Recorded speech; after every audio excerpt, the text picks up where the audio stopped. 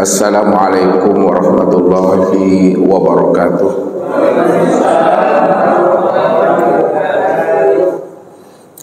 Alhamdulillah,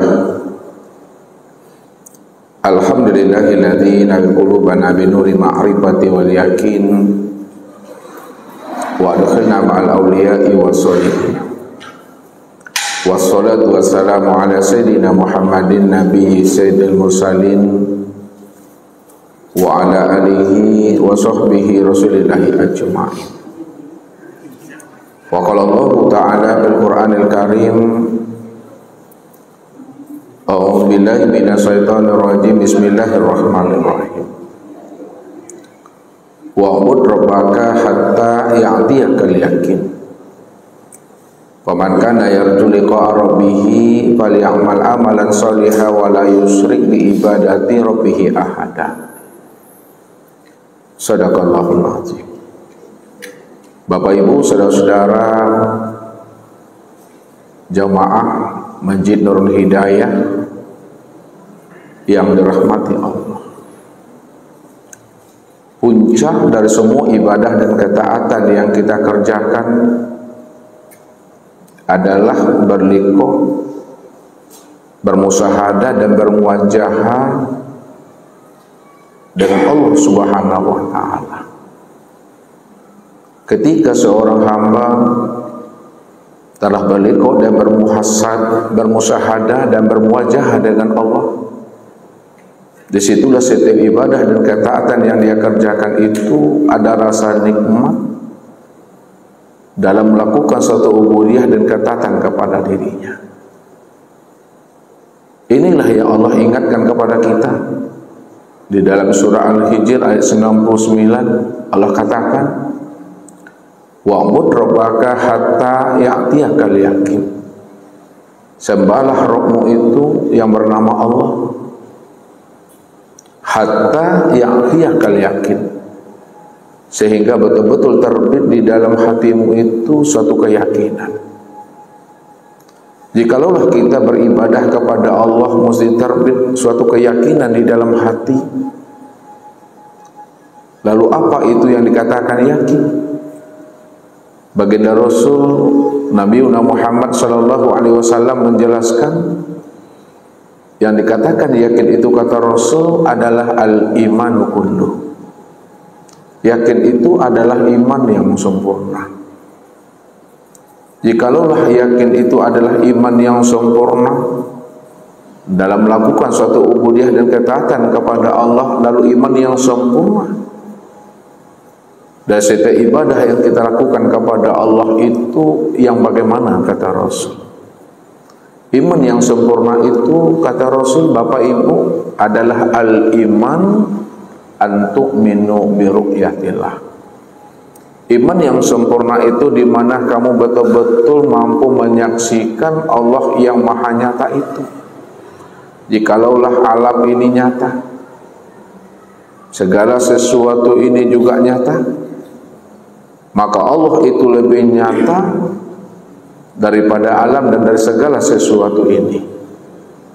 Dan jikalau mata zahir ini mampu memandang segala yang nyata, maka Allah itu lebih nyata lagi dibandingkan apa yang dipandang oleh mata ini. Begitulah bagi setiap hamba melakukan suatu ubudiyah dan ketaatan kepada Allah, betul-betul dia memandang dan menyaksikan Allah wujud yang maha nyata itu betul-betul nyata dan segala yang ada ini, supaya ibadah kita tadi Bapak Ibu, ibadah yang kita perbuat sampai habisnya usia umur kita, bukanlah ibadah yang menghayal, bukanlah ibadah yang melamun, bukanlah ibadah yang berimajinasi, tapi betul-betul ibadah yang kita lakukan itu betul-betul ibadah yang sadar untuk mengingat akan Allah Subhanahu wa ta'ala. Bukankah Allah katakan kepada kita ini, wa aqimis sholata li zikri, dirikanlah sholat itu untuk mengingat akan diri. Bagaimana kita akan bisa mengingat akan Allah jikalau kita belum berliqah dan bermusyahadah dengan Allah? Bagaimana kita akan bisa mengingat akan Allah jikalau kita belum bertatap wajah dan bersua dengan Allah? orang yang bisa ingat Allah dalam setiap ibadah dan ketaatan yang dia kerjakan, Bapak Ibu, itu disebabkan karena dia telah berjumpa, telah bertemu dan bersua dengan Allah. Jikalau dia telah berjumpa, bertemu dan bersua dengan Allah, maka hakikat pertemuannya dengan Allah maka adalah bermusyahadah dengan dirinya, menyaksikan akan Allah yang kita temui itu. Kalau kita telah menyaksikan Allah yang kita temui, maka hakikat penyaksian kita kepada Allah yang kita temui itu, maka itu yang dikatakan namanya bermuwajahah. Pasti dia akan bertatap wajah dengan Allah yang ia saksikan itu. Maka puncak daripada bermuwajahah dengan Allah itu, disitulah muncul namanya nikmat kesadaran terhadap Allah itu. Kalau telah muncul namanya nikmat kesadaran akan Allah itu, maka ibadah yang kita lakukan sampai habisnya usia umur kita, itu yang dikatakan namanya ibadah yang bermakrifat kepada Allah. Makanya baginda Rasul Nabi Muhammad sallallahu alaihi wasallam menjelaskan kepada umat ini, anta budallah ka'annaka tarahu, sembahlah olehmu Allah itu seakan-akan, seolah-olah kamu betul-betul menyaksikan Allah yang kamu sembah itu. Makna ka'annaka, Bapak Ibu, makna seakan-akan dan seolah-olah itu maksudnya sembahlah olehmu Allah itu sebenar-benarnya kamu menyaksikan Allah. Allah yang wujud, Allah yang nyata itu senyata-nyatanya. Begitulah Rasul mengutarakan kepada umat ini. Apa kata Rasul? Innakum satarawna rabbakum ayyana. Kamu betul-betul akan menyaksikan Allah yang kamu sembah itu, Allah yang kamu ingat itu, Allah yang kamu pertuhankan itu, betul-betul Allah yang nyata senyata-nyatanya.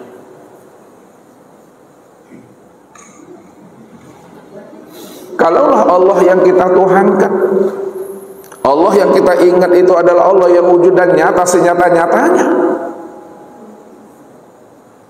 lalu bagaimana nyatanya Allah itu? Bagaimana wujudnya Allah itu? Jikalau Allah itu betul-betul wujud dan nyata. Apa kata baginda Rasul kepada sahabat?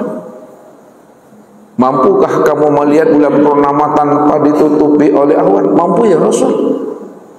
Mampukah kamu memandang matahari tanpa ditutupi oleh mendung? Mampu ya Rasul. Begitulah sebenarnya kita ini menyaksikan Allah itu betul-betul nyata, sehingga tidak ada sesuatu apapun yang mampu menghijab, yang mampu mendindingi akan kewujudan dan kezahiran Allah itu. Karena Allah itu bikulli syai'in muhit. Allah itu meliputi akan segala sesuatu. Kalaulah Allah itu meliputi akan segala sesuatu, maka segala sesuatu selain daripada Allah tidak akan mampu menghijab, mendindingi akan kewujudan dan kenyataan Allah itu. Karena segala yang ada, segala yang wujud, segala yang zahir dan segala yang nyata ini, baik pada alam maupun pada diri kita, itu tiada lain adalah kezahiran dan kenyataan untuk memandang nyatanya Allah pada skala alam dan pada diri kita ini. Begitulah Rasul mengutarakan kepada umatnya, sehingga setiap ibadah dan ketaatan yang kita lakukan kepada Allah itu betul-betul ibadah yang sampai kepada biru'yatillah, menyaksikan akan kewujudan Allah yang maha nyata itu.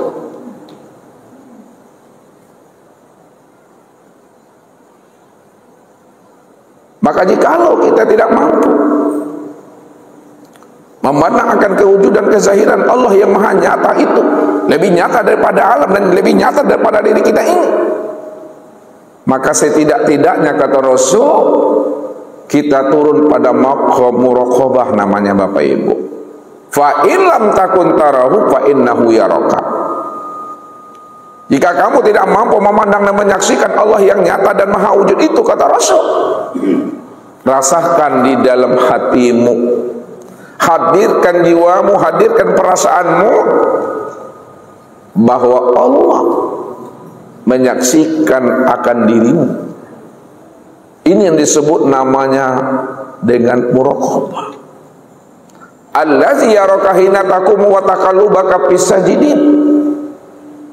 Orang yang telah hidup hati dan rohaninya merasakan akan kehadiran Allah, menyaksikan akan dirinya.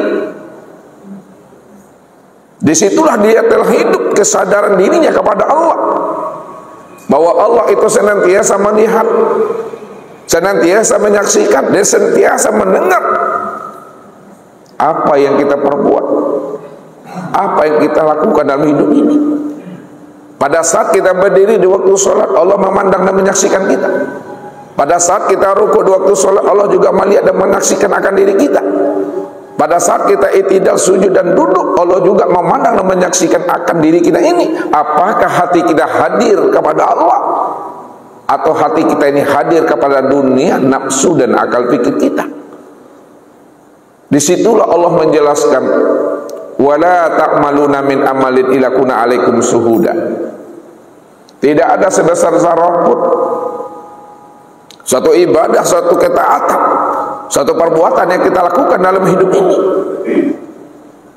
melainkan aku yang menjadi saksi dari segala apa yang kamu lakukan, kata Allah. Wa kafa billahi syahida. Cukuplah aku yang menjadi dalil, cukuplah aku yang menjadi bukti dan saksi dari semua ibadah dan aktivitas yang kamu lakukan, kata Allah.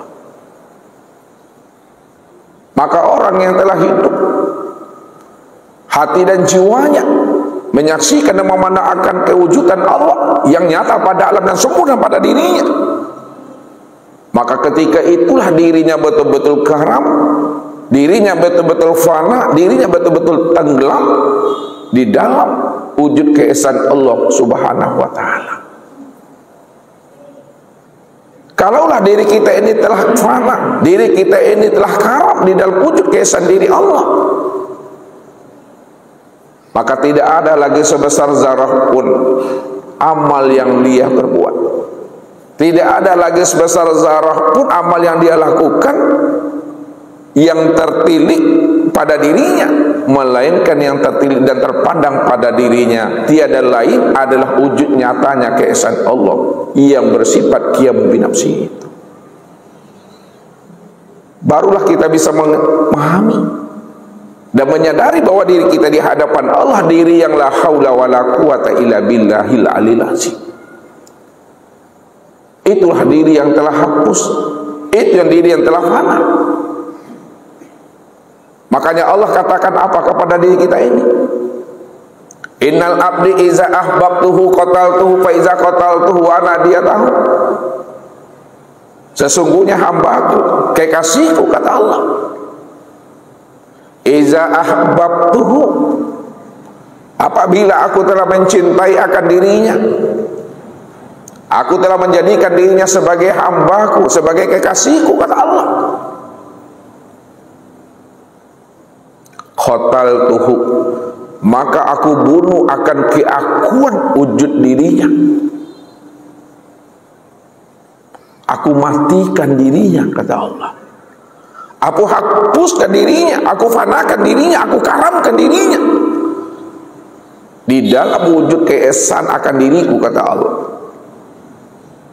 Fa iza qataltuhu wa ana diyatahu, apabila dirinya telah aku bunuh, dirinya telah aku karamkan, maka akulah pengganti daripada diri yang aku bunuh itu, kata Allah.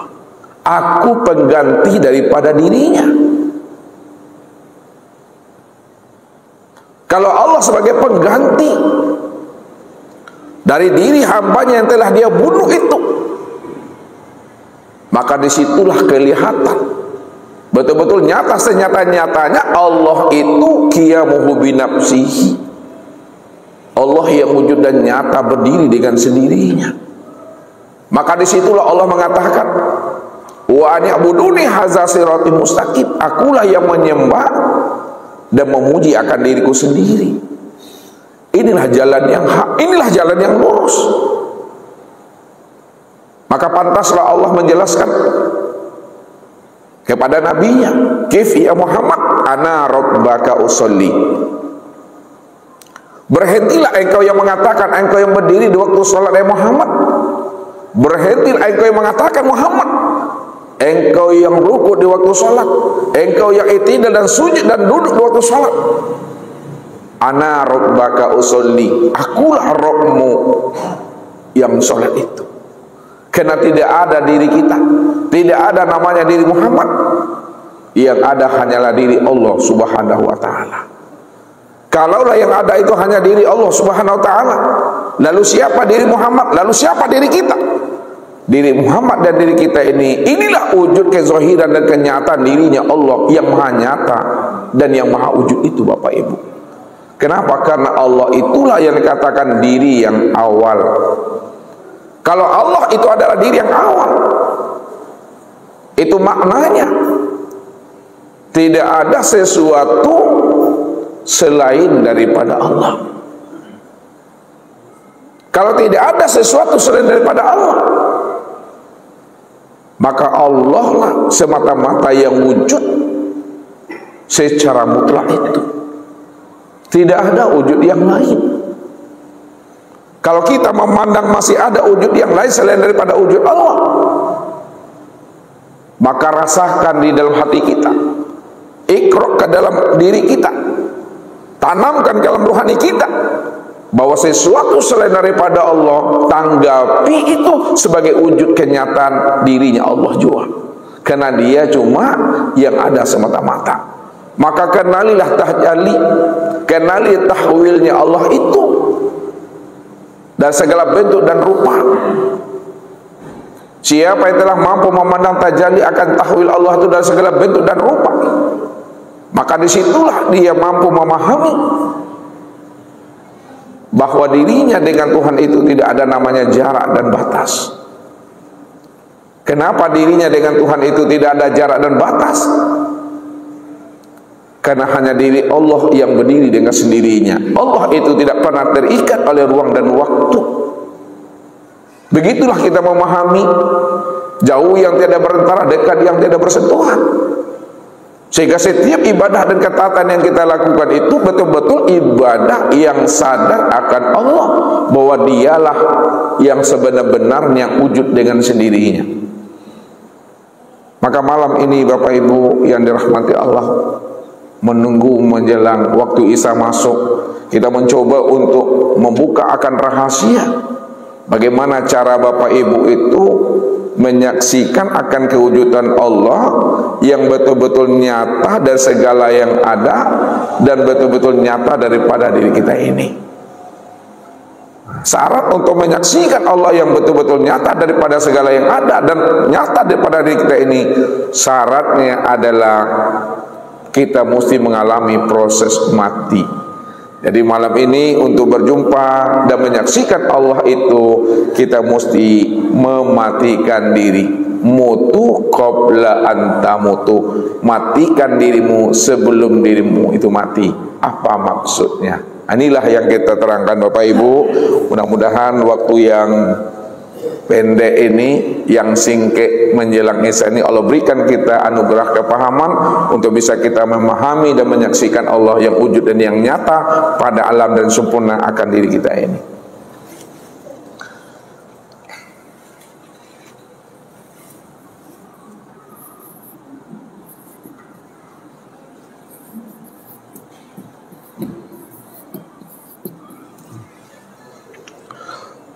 Mutu qabla antamutu, artinya Bapak Ibu,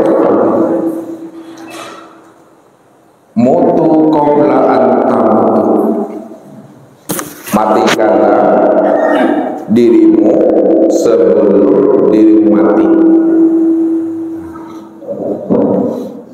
Jadi untuk menyaksikan Allah, untuk bermusyahadah dengan Allah itu syaratnya adalah mati. Apa kata Nabi Bapak Ibu? Wa'lamu annakum lan tara rabbakum hatta tamutu. Ketahuilah olehmu, kata Rasul, kamu tidak akan pernah bisa memandang dan menyaksikan Allah yang maha wujud, yang maha nyata, yang maha terang itu, sehingga dirimu betul-betul mengalami namanya mati. Jadi syarat untuk melihat Allah yang maha nyata, yang maha wujud dan yang maha terang, itu kita mesti mengalami namanya proses mati. Mati yang dimaksudkan oleh Rasul itu bukan mati datangnya ajal, bukan mati habisnya usia umur, akan tetapi yang dimaksudkan oleh Rasul itu adalah mati sebelum habisnya usia umur, mati di dalam hidup, mati sebelum datangnya Israel menjemput diri kita ini. Ini yang dimaksud namanya mati secara makna hakikat, bukan mati makna secara syariat.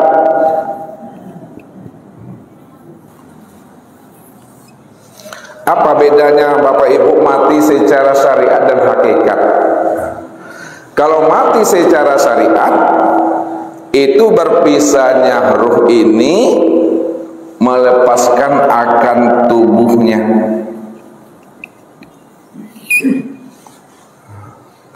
Ya, mati secara syariat berpisahnya ruh melepaskan akan tubuh ini atau cangkangnya. Akan tetapi mati secara makna hakikat itu maksudnya mati sebelum datangnya ajal, mati sebelum habisnya usia umur, mati sebelum ruh itu melepaskan akan cangkangnya. Mati sebelum melepasnya ruh itu meninggalkan cangkangnya. Ini yang dimaksud namanya mati secara makna hakikat. Ini yang Ustaz maksudkan mati di dalam hidup. Jadi mati makna secara hakikat, nah jalan bagi kita untuk bisa berliqa, bermuajahah dengan Allah. Bagaimana jalannya untuk kita bisa berliqa, bermuajahah dengan Allah? Apanya yang mesti kita matikan? Yang kita matikan itu, Bapak Ibu, itu adalah rasa keakuan diri kita yang merasa diri kita ini wujud.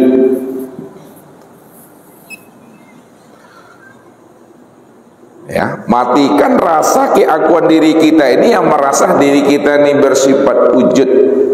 Sebab Allah katakan apa? Bila engkau adalah engkau, maka engkau takkan pernah kenal aku. Maksudnya, bila engkau masih merasa diri engkau itu yang bersifat wujud, bersifat ada, dipastikan kamu tidak akan pernah mengenal akan aku. Karena yang bersifat wujud itu secara mutlak ya aku, kata Allah. Jadi selama kita merasa diri kita ini wujud, maka selama itu pula lah kita tidak akan pernah mengenal bahwa Allah itulah yang bersifat wujud secara mutlak. Padahal kita ini wujud, kita ini ada itu karena diadakan. Kalau tidak diadakan maka kita tidak akan pernah ada. Makanya yang kita matikan itu adalah rasa keakuan wujud kita yang merasa ada, itu yang mesti dimatikan dalam pandangan hati. Dengan rasa mengambilnya Bapak Ibu. Sebab siapa yang tidak mau mematikan akan rasa keakuan dirinya, yang merasa dirinya itu bersifat ada, tak mau dia mematikan itu, Maka apa kata Nabi? Wujuduka zanbun. Nih, wujuduka zanbun, adanya wujud keakuan dirimu yang merasa ada itu adalah dosa. Jadi kalau kita merasa diri kita wujud, maka ketika itulah kita berdosa sepanjang hidup kita ini. Ini yang disebut namanya orang yang kena najis batin. Apa sebabnya dia kena najis batin? Karena dia telah menyandingkan dirinya dengan Allah. Orang yang menyandingkan dirinya dengan Allah, maka dialah yang dikatakan Allah dengan orang yang musyrik. Sedangkan orang yang musyrik itu kata Allah, innamal musyrikuna najasun.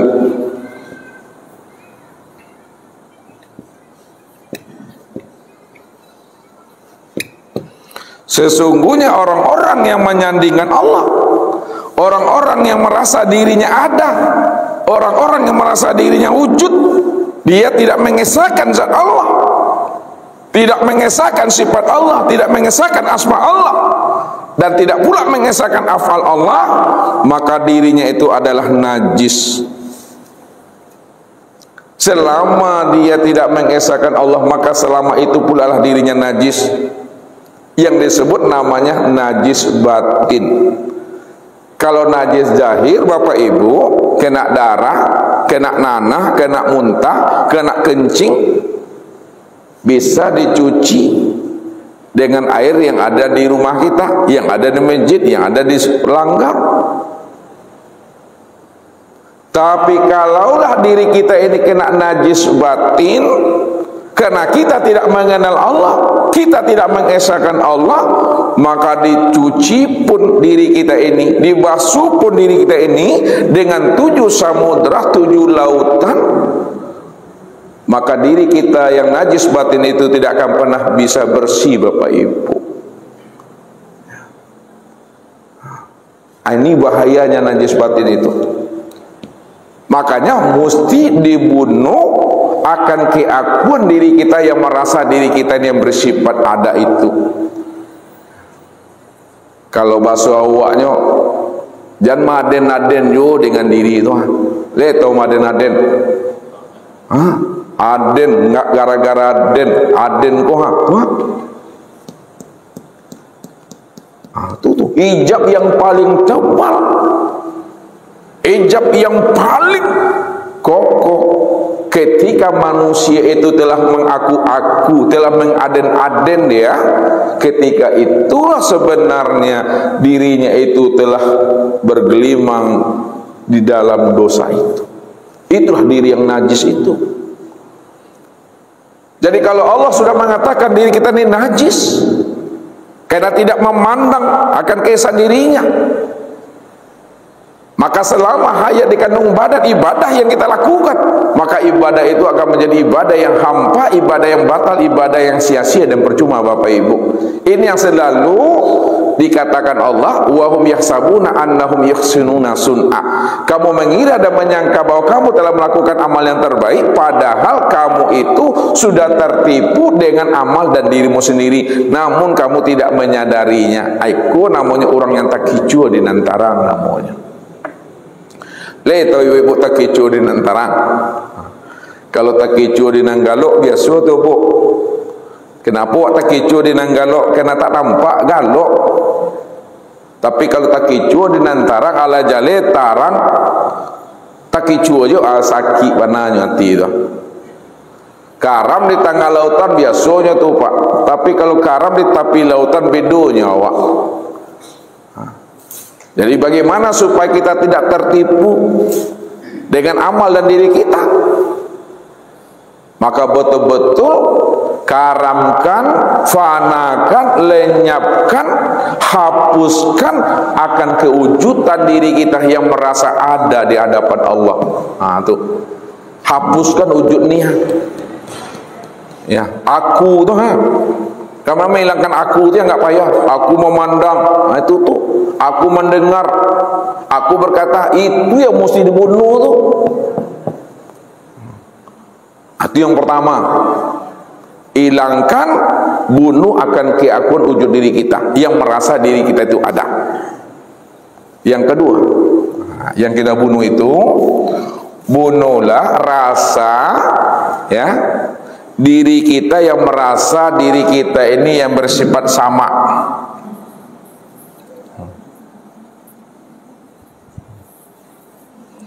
Jangan merasa diri kita ini yang bersifat mendengar. Nah, itu dibunuh tuh. Merasa mendengar itu dihilangkan. Ya. Selagi kita merasa diri kita yang mendengar, sudah ada dua wujud dah. Allah bersifat sama, kita juga bersifat sama. Nah, itulah merampuh hak Allah dah tu. Jadi hapuskan, matikan rasa keakuan diri kita yang merasa diri kita itu yang bersifat sama, yang mendengar tuh. Itu dibunuh. Yang ketiga, matikan rasa keakuan diri kita yang merasa diri kita itu yang bersifat basor, merasa melihat tuh. Nah, matikan itu kami lihat. Jangan merasa memandang juga lagi. Kalau merasa kita yang memandang, masih merampok hak Allah datuk. Yang keempat, matikan rasa keakuan diri kita yang merasa diri kita ini yang bersifat kalam, berkata. Jangan merasa kita yang berkata. Ini Allah katakan, la yatakallamuna illa man azina lahu rahman wa qala shawabah. Tidaklah kamu bisa berkata melainkan akulah yang berkata-kata itu pada saat engkau berkata, kata Tuhan. Nah, jadi matikan rasa kita itu yang berkata itu. Sebab kalau kita merasa diri kita yang berkata, juga sudah ada dua wujud di situ. Allah bersifat kalam, kita juga bersifat kalam juga. Itu dah merampuh Allah dah tu. Kemudian yang kelima, matikan rasa keakuan diri kita yang merasa bersifat ilmu, bersifat tahu itu. Jangan kita merasa kita ini tahu, jangan kita merasa kita ini bersifat ilmu. Kalau kita merasa diri kita ini bersifat tahu dan berilmu, juga kita sudah menyandingkan diri kita dengan Allah. Allah bersifat ilmu, kita juga bersifat ilmu juga. Kemudian yang keenam, matikan rasa keakuan diri kita yang merasa diri kita itu yang bersifat kudrat. Jangan merasa kita ini yang bersifat kudrat. Kalau masih ada diri kita merasa kita ini yang berkudrat, kita ini yang melangkah, kita ini yang berjalan, kita ini yang bergerak, maka itu juga sudah menyandingkan diri kita dengan Allah. Itu najis tuh, kata Tuhan. Kamu dah merampok hak aku. Kemudian ya, yang ketujuh, matikan rasa keakuan diri kita yang merasa diri kita ini yang bersifat iradat. Jangan kita merasa diri kita itu yang berkehendak. Allah katakan, wa ma tasyauna illa ayyasha Allah rabbul alamin. Tidak bisa kamu itu berkehendak mengikuti kehendak nafsumu, akan tetapi kamu itu berkehendak berdasarkan kehendak dan keinginan aku, kata Allah. Ya. Dan yang terakhir, matikan rasa keakuan diri kita yang merasa diri kita ini yang bersifat hayat. Jangan kita merasa diri kita ini hidup. Kalau kita merasa diri kita ini bersifat hayat, itu juga kita sudah merampok dan menyandingkan diri kita ini di hadapan Allah. Pada saat Bapak Ibu sudah mengenal bahwa diri kita itu tiada wujud, bahwa diri kita ini tiada mendengar. Kalau tiada mendengar berarti tuli. Kalau kita sudah menyadari bahwa diri kita ini tiada melihat, yaitu buta. Kalau kita sudah menyadari diri kita ini tiada berkata, yaitu bisu. Kalau kita sudah menyadari diri kita ini tiada berilmu, yaitu bodoh. Kalau kita sudah menyadari diri kita ini tiada berkudrat, yaitu lemah. Kalau kita sudah menyadari diri kita ini tiada berkehendak, yaitu papa. Kalau kita sudah menyadari diri kita di hadapan Allah bahwa diri kita itu tiada hidup, itu artinya adalah mati. Maka barulah kita itu di hadapan Allah sadar, kita sesadar-sadarnya bahwa diri kita la haula wala quwata illa billah. Ini diri kita sebenarnya.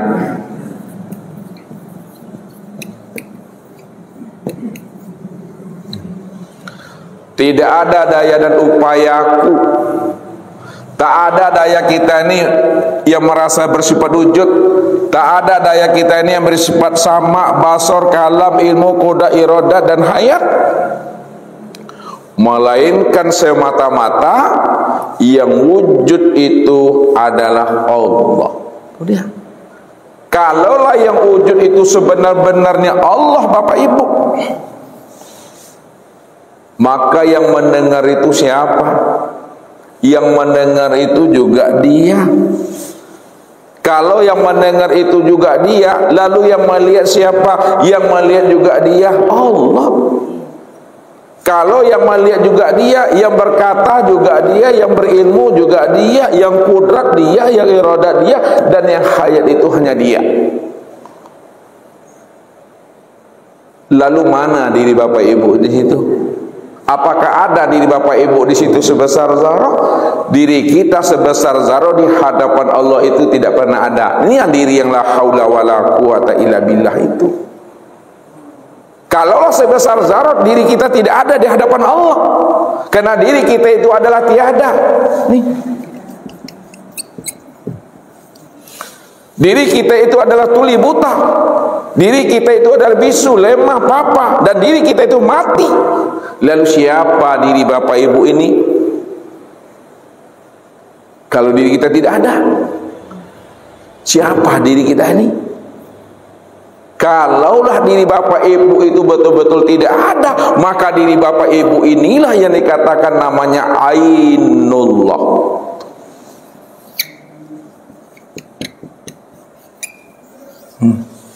Diri Bapak Ibu itulah yang dikatakan Ainullah, nyatanya Allah. Kalaulah diri Bapak Ibu itu Ainullah, nyatanya Allah, maka diri ya Bapak yang dikatakan Ainullah itu dikatakan dirinya wujudullah, wujudnya Allah. Kenapa diri kita itu dikatakan Ainullah? Kenapa diri kita dikatakan wujudnya Allah? Diri kita ini dikatakan wujudnya Allah itu sebenarnya karena diri kita itu tempat memandang nyatanya zat Allah, tempat memandang nyatanya sifat Allah, tempat memandang nyatanya asma Allah, dan tempat memandang nyatanya af'al Allah. Kalaulah diri kita ini tempat memandang nyatanya zat Allah, sifat Allah, asma Allah, dan af'al Allah, maka disitulah dikatakan diri kita itu adalah sirullah, rahasia Allah. Bagaimana cara kita memandang bahwa diri kita itu rahasia Allah? Rahasia zat, sifat, asma, dan af'al. Kita lihat Bapak Ibu, kalau Bapak Ibu betul-betul dikatakan diri rahasia Allah, yang pertama, af'al Allah pada diri Bapak Ibu itulah nyata pada tubuhnya.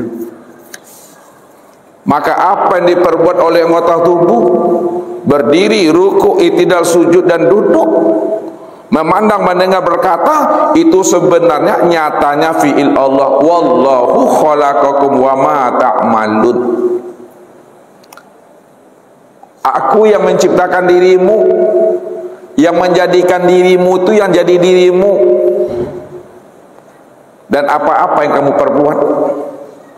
Apa yang kamu perbuat itu nyatanya kelakuan aku, nyatanya perbuatan aku. Kul kullu min indillah, tiap-tiap segala sesuatu yang kamu perbuat itu nyatanya perbuatan aku, datangnya daripada sisi aku, kata Allah. Jadi tubuh kita ini tempat memandang nyatanya af'al Allah. Itu yang pertama. Yang kedua, asma Allah. Untuk memandang asmanya Allah nyata pada diri Bapak Ibu, itu memandangnya pada hati. Hati inilah tempat memandangnya asma Allah itu. Dan yang ketiga,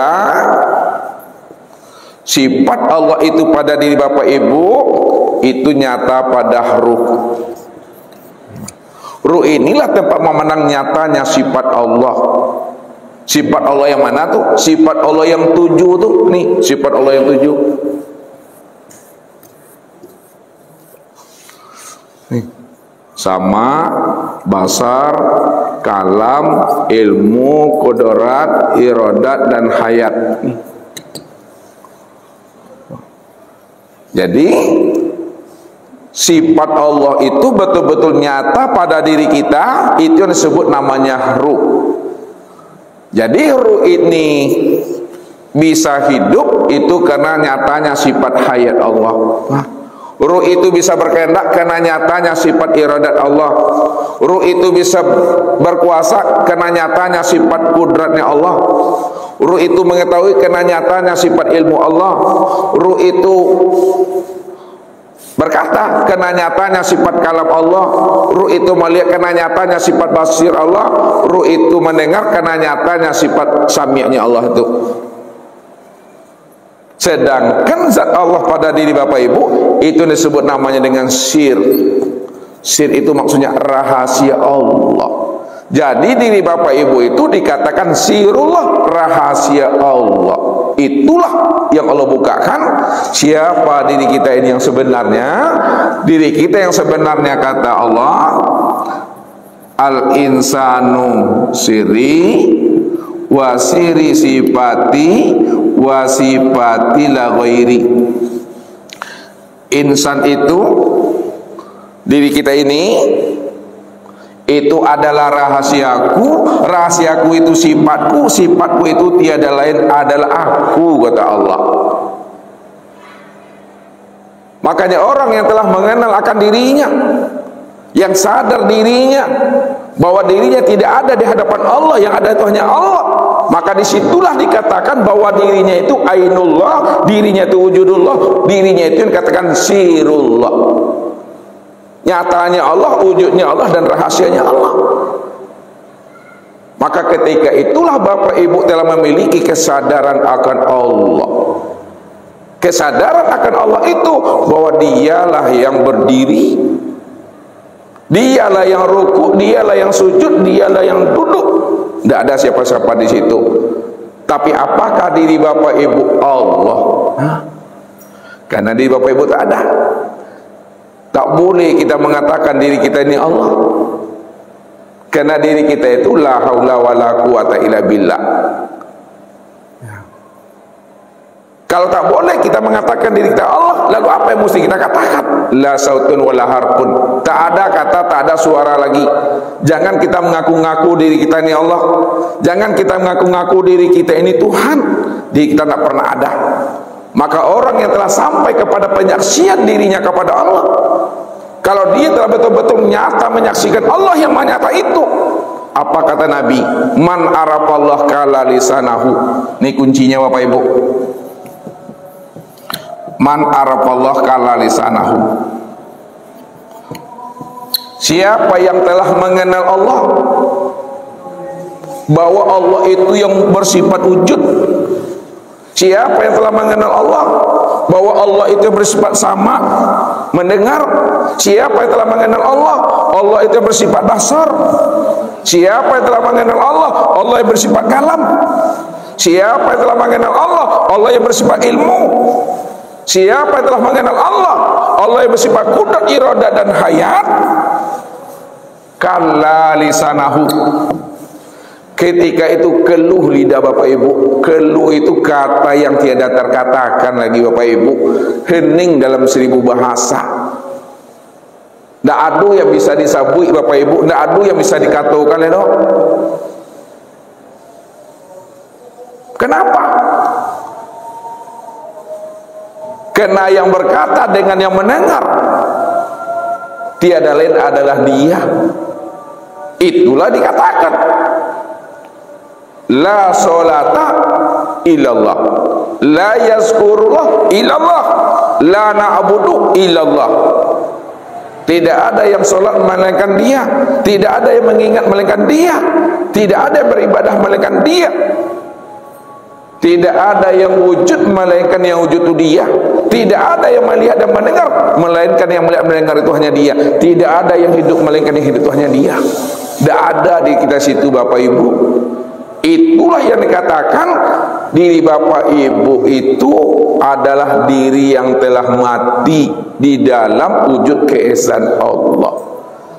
Itu yang disebut namanya kesadaran Tuhan. Kesadaran Tuhan itu maksudnya sadar dia sesadar-sadarnya bahwa yang memandang itu Dia, Dianya Allah. Sadar sesadar-sadarnya yang mendengar itu hanya Allah. Itu kesadaran Tuhan itu. Ketika itu Bapak Ibu sudah melihat dan menyaksikan Allah dalam pandangan hati namanya. Ya, itu yang dikatakan oleh Nabi melalui hadis qudsi itu, Zahirun Rabbi fi batni abdi. Nih, Zahirun Rabbi fi batni abdi. Nyatanya Tuhan tuh, nyatanya Allah itu dalam pandangan batin hamba. Nah, jadi nyatanya Allah itu dalam pandangan hati ini. Memang Dia cuma yang wujud, Dia cuma yang hidup. Kita tidak pernah hidup, kita tidak pernah ada sejak mula adanya. Itu yang diri la haula wala quwata illa billah. Kalau diri Bapak Ibu sudah mati di hadapan Allah, diri Bapak Ibu la haula wala quwata illa billah di hadapan Allah, maka diri Bapak Ibu itulah yang dikatakan sebutannya almarhum dan almarhumah. Jadi diri yang telah mati itu kalau ibu-ibu panggilannya almarhumah, kalau bapak-bapak panggilannya almarhum. Jadi kalau ada orang meninggal salah seorang jemaah kita ini, kalau bapak-bapak disebut apa tuh? Almarhum. Almarhum itu orang yang telah mendapatkan rahmat Allah. Kalau ibu-ibu almarhumah, ya orang yang telah mendapatkan kasih sayangnya Allah. Makanya yang mendapatkan gelar almarhum dan yang mendapatkan gelar almarhumah itu adalah orang yang telah mati. Mati yang bagaimana maksudnya? Matinya berpisah ruh dari jasad atau mati di dalam hidup? Mati di dalam hidup. Kalau mati berpisahnya ruh dengan jasad, dia tidak mengenal Allah. Bukan almarhum, bukan almarhumah sebutannya, tapi al-mal'un dan al-mal'unah. Ini ingat kaji nih, dan ujung kaji kita. Al-mal'un, mal'un dan al-mal'unah. Kalau bapak-bapaknya disebut al-mal'un, orang yang dilaknat Tuhan. Kalau ibu-ibunya disebut al-mal'unah, juga orang yang dikutuk Tuhan. Jadi kalau diri kita tidak mati, diri kita masih wujud, diri kita masih merasa diri kita yang melihat dan mendengar dan hidup, maka diri yang merasa wujud itulah yang dikatakan diri yang al-mal'un dan al-mal'unah, diri yang dilaknat Tuhan. Itulah yang dikatakan sepanjang hidupnya Allah melaknat dia, malaikat juga melaknat dia. Orang-orang mukmin seluruh alam ini juga melaknat akan dirinya. Kenapa? Karena dia telah merampok dan menyandingkan diri di hadapan Allah. Tapi kalau diri kita telah mati sebelum habisnya usia umur, diri kita ini telah mati sebelum datangnya ajal, maka diri yang mati itulah disebut namanya almarhum dan almarhumah. Kadang-kala awak kan takut Bapak Ibu deh, disabi almarhum dan almarhumah, awak mati nih Ustaz, kok Ustaz sabi almarhum? Padahal gelar almarhum itu payah mendapatkannya tuh Bapak Ibu. Mati dulu baru dapat almarhum Tuhan. Orang yang dirahmati Tuhan. Kalau nak mati, almal'un sepanjang hidup itu. Takut tuh situ. Jadi malam ini setelah kita sadar akan diri kita, maka matikalah diri kita ini ya sampai datangnya ajal tuh. Jangan merasa hidup juga lagi. Hilangkan aden-aden doa, ambu-ambu, deyen-deyen, aku-aku, hilangkan itu dah. Kalau masih ada adennya, ambonya, wujudu kazanbun. Kata-kata aden, kata-kata ambo, kata-kata aku, itu dosa tuh, itu batu licin. Hilangkan itu di hadapan Allah. Tidak ada diri kita lagi di hadapan Allah. Barulah Bapak Ibu, sholatnya itu baru bisa nikmat. Allahu Akbar. Tidak ada lagi bahasa mengingat lagi itu. Apa yang mau diingat lagi? Yang diingat itu udah nyata orangnya, yang diingat itu udah zohir orangnya. Kalau udah nyata orang yang diingat itu, nikmati aja lagi. Yang menikmati hanya dia. Ya, ini membaca surat, ini mendengarkan bacaannya. Ya, hati ini sudah menyaksikan yang diingatnya tidak lain adalah nyata pada dirinya sendiri. Akal ini mengawasi dan mengawal apa yang dibaca oleh mulut, apa yang didengar oleh telinga, dan apa yang diperbuat oleh anggota tubuh. Hadap wajah ke tempat sujud, hadap dada ke Ka'bah. Udah rasa menikmatinya, udahlah tuh. Tidak ada Allah, bayang-bayang dulu ke langit itu. Jauh Tuhan tuh. Inilah menghayal namanya tuh. Makanya Nabi katakan, ya, man talabal maula bi ghairi nafsin faqad dolalan baida. Siapa yang menyangka dan mengira bahwa Allah itu masih di luar dirinya, Allah itu masih jauh, maka dia telah berada pada kesesatan yang sangat jauh, kata Tuhan. Tapi tiliklah diri ini, sentarlah diri ini ke dalam.